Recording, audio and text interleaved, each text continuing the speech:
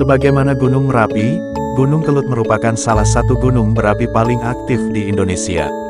Sejak tahun 1000 Masehi, Gunung Kelut telah meletus lebih dari 30 kali, dengan letusan terbesar berkekuatan 5 Volcanic Explosivity Index (VEI). Letusan terakhir Gunung Kelut terjadi pada tahun 2014. Gunung ini berada di perbatasan antara Kabupaten Kediri, Kabupaten Blitar, dan Kabupaten Malang, kira-kira 35 km sebelah timur pusat kota Kediri dan 25 km sebelah utara pusat kota Blitar. Gunung yang memiliki ketinggian 1730 meter di atas permukaan laut ini semakin menarik minat para pengunjung karena setiap tanggal 23 Suro Penanggalan Jawa, masyarakat setempat menggelar acara arung sesaji. Pagelaran acara tersebut merupakan simbol Condro Sengkolo atau sebagai penolak bala dari bencana akibat pengkhianatan cinta yang dilakukan oleh putri Kerajaan Majapahit terhadap seorang pemuda bernama Lembu Sura. Bagaimana pengkhianatan cinta itu terjadi? Ikuti kisahnya dalam cerita legenda Gunung Kelut berikut.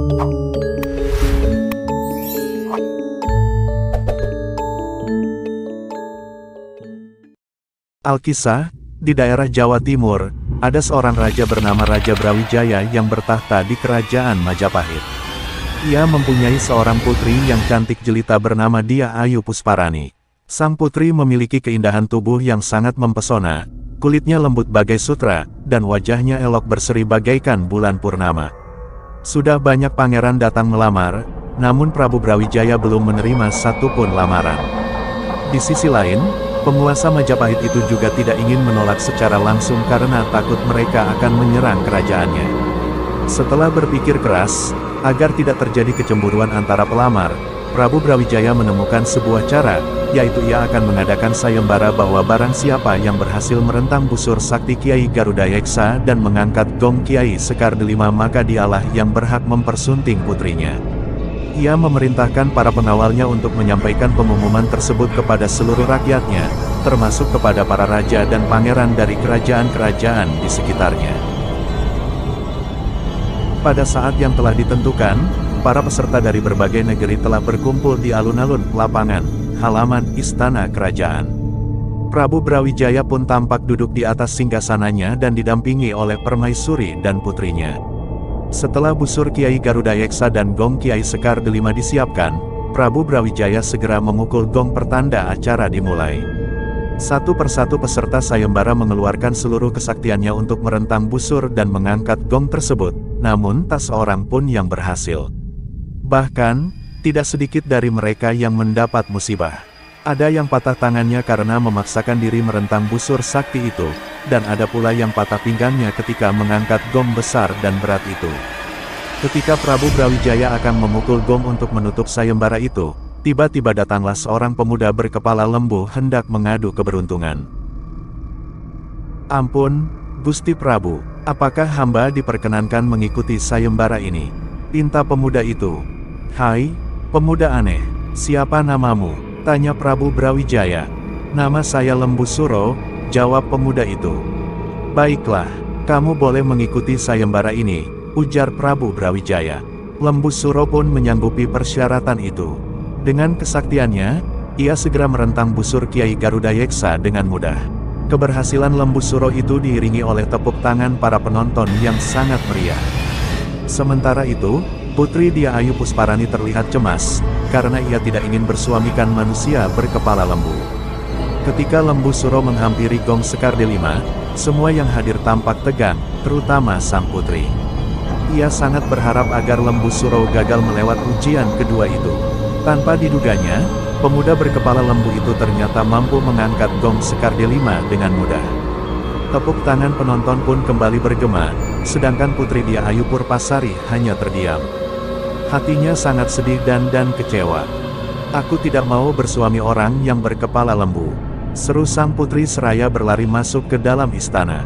Mendengar ucapan putrinya itu, Prabu Brawijaya langsung terkulai karena telah mengecewakan putrinya. Namun sebagai seorang raja, ia harus menepati janjinya untuk menjaga martabatnya. Dengan demikian, putri Dia Ayu Pusparani harus menerima Lembu Suro sebagai suaminya. Hadirin sekalian, sesuai dengan janjiku, maka Lembu Suro yang telah memenangkan sayembara ini akan kunikahkan dengan putriku, seru Prabu Brawijaya. Seluruh peserta sayembara pun berlomba-lomba memberikan ucapan selamat kepada Lembu Suro. Sementara itu, di dalam istana, Putri Dia Ayu Pusparani menangis terseduh-seduh meratapi nasibnya. Berhari-hari ia mengurung diri di dalam kamar. Ia tidak mau makan dan minum. Melihat tuannya sedang sedih, seorang inang pengasuh berusaha membujuk dan menasehatinya. Tuan Putri, jika Tuan Putri tidak mau menikah dengan Lembu Suro, sebaiknya Tuan Putri segera mencari jalan keluar sebelum hari pernikahan itu tiba. Ujar inang pengasuh. Mendengar nasihat itu, sang putri langsung terperanjat dari tempat tidurnya. Benar juga katamu, Mak Inang. Kita harus mencari akal agar pernikahanku dengan orang yang berkepala lembu itu dibatalkan. Tapi, apa yang harus kita lakukan? Apakah Mak Inang mempunyai usul? Tanya sang putri. Inang pengasuh hanya terdiam. Sejenak, suasana menjadi hening. Setelah berpikir keras, akhirnya inang pengasuh menemukan sebuah jalan keluar. Ampun, Tuan Putri. Bagaimana kalau Tuan Putri meminta satu syarat yang lebih berat lagi kepada Lembu Suro? Usul inang pengasuh. Apakah syarat itu, Mak Inang? Tanya sang putri penasaran. Mintalah kepada Lembu Suro agar Tuan Putri dibuatkan sebuah sumur di puncak Gunung Kelut untuk tempat mandi kalian berdua setelah acara pernikahan selesai. Tapi, sumur itu harus selesai dalam waktu semalam, usul Mak Inang. Putri Dia Ayu Pusparani pun menerima usulan inang pengasuh dan segera menyampaikannya kepada Lembu Suro. Tanpa berpikir panjang, Lembu Suro menyanggupi persyaratan itu. Pada sore harinya, berangkatlah ia ke Gunung Kelut bersama keluarga istana, termasuk sang putri. Setibanya di Gunung Kelut, Lembu Suro mulai menggali tanah dengan menggunakan sepasang tanduknya. Dalam waktu tidak berapa lama, ia telah menggali tanah cukup dalam. Ketika malam semakin larut, galian sumur itu semakin dalam. Lembu Suro sudah tidak tampak lagi dari bibir sumur. Melihat hal itu, Putri Dia Ayu Pusparani semakin panik. Ia pun mendesak ayahandanya agar menggagalkan usaha Lembu Suro membuat sumur. Prabu Brawijaya pun tidak ingin mengecewakan putri kesayangannya untuk yang kedua kalinya. Setelah berpikir keras, akhirnya ia menemukan sebuah cara untuk menghabisi nyawa Lembu Suro. Prabu Brawijaya pun menyuruh pengawal untuk menimbun Lembu Suro yang ada di dalam sumur dengan batu dan tanah. Tak seorang pun pengawal yang berani membantah. Mereka segera melaksanakan perintah rajanya. Lembu Suro yang berada di dalam sumur, berteriak-teriak meminta tolong. Namun para pengawal tetap tak menghiraukan teriakan Lembu Suro tersebut. Sembari berteriak, Lembu Suro melontarkan sumpah kepada Prabu Brawijaya dan seluruh rakyatnya karena sakit hati. Yo, Kediri besok bakal petupi walesku, sing raka pimpim yoiku, Kediri bakal kali-kali, Blitar dari latar, Tulungagung bakal dari gedung. Wahai orang-orang Kediri, suatu saat akan mendapatkan balasanku yang sangat besar. Kediri bakal jadi sungai, Blitar akan jadi daratan, dan Tulungagung menjadi daerah perairan dalam. Dalam sumpahnya, Lembu Suro berjanji bahwa setiap 2 windu sekali, dalam penanggalan Jawa 1 windu adalah 8 tahun, berarti dalam setiap 16 tahun sekali Lembu Suro akan merusak seluruh wilayah kerajaan Prabu Brawijaya. Mendengar ancaman itu, Prabu Brawijaya dan seluruh rakyatnya menjadi ketakutan. Berbagai usaha pun dilakukan untuk menangkal sumpah Lembu Suro tersebut. Ia memerintahkan para pengawalnya agar membangun sebuah tanggul pengaman yang kokoh kini telah berubah menjadi gunung bernama Gunung Pegat dan menyelenggarakan selamatan yang disebut dengan larung sesaji. Meski demikian, sumpah Lembu Suro tetap juga terjadi. Setiap kali Gunung Kelut meletus, masyarakat setempat menganggap hal itu merupakan amukan Lembu Suro sebagai pembalasan dendam atas tindakan Prabu Brawijaya dan putrinya. Demikian kisah legenda Gunung Kelut dari daerah Kediri, Jawa Timur. Hingga saat ini, masyarakat Kediri, khususnya masyarakat Desa Sugiwaras, secara rutin, yaitu setiap tanggal 23 Syuro, menyelenggarakan acara selamatan larung sesaji di sekitar kawah Gunung Kelut.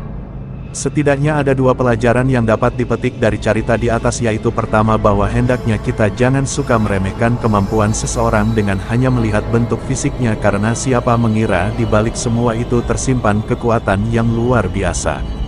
Pelajaran kedua yang dapat dipetik dari cerita di atas adalah bahwa orang yang suka mengingkari janji seperti Putri Dia Ayu Pusparani dan Prabu Brawijaya dapat mendatangkan bencana kepada dirinya sendiri maupun orang lain.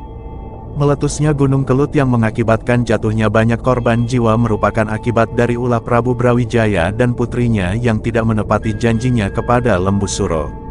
Sifat suka mengingkari janji ini merupakan sifat tidak terpuji yang harus dijauhi, karena termasuk sifat orang-orang munafik.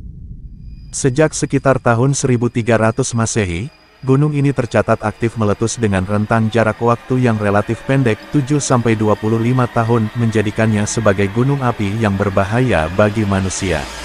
Kekhasan gunung api ini adalah adanya danau kawah, yang dalam kondisi letusan dapat menghasilkan aliran lahar letusan dalam jumlah besar, dan membahayakan penduduk sekitarnya.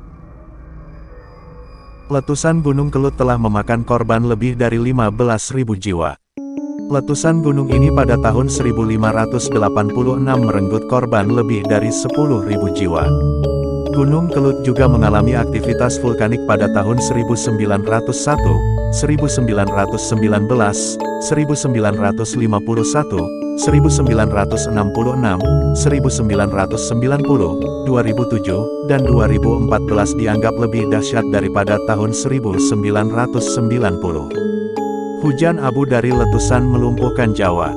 7 bandara di Yogyakarta, Surakarta, Surabaya, Malang, Semarang, Cilacap dan Bandung ditutup. Kerugian keuangan dari penutupan bandara yang dinilai mencapai miliaran rupiah, termasuk sekitar 2 miliar rupiah di Bandara Internasional Juanda di Surabaya. Sengketa status kepemilikan Gunung Kelut telah terjadi sejak lama antara Kabupaten Kediri dan Kabupaten Blitar. Kedua belah pihak, baik Kabupaten Kediri maupun Kabupaten Blitar sama-sama mengklaim atas kepemilikan Gunung Kelut. Pada tahun 2012, Gubernur Jawa Timur Soekarwo menerbitkan surat keputusan Gubernur Jawa Timur yang menyatakan bahwa kepemilikan administrasi Gunung Kelut berada di wilayah pemerintah Kabupaten Kediri. Atas keluarnya SK tersebut, pemerintah Kabupaten Blitar menggugat Gubernur Jatim ke Pengadilan Tata Usaha Negara. Gugatan Pemkab Blitar akhirnya ditolak PT UN pada akhir tahun 2012. Pasca letusan besar Gunung Kelut pada awal tahun 2014, status Gunung Kelut kembali menjadi sengketa antara kedua belah pihak. Soekarwo akhirnya mencabut SK kepemilikan Gunung Kelut pada awal tahun 2015 dan menyerahkan persoalan ini kepada Kementerian Dalam Negeri.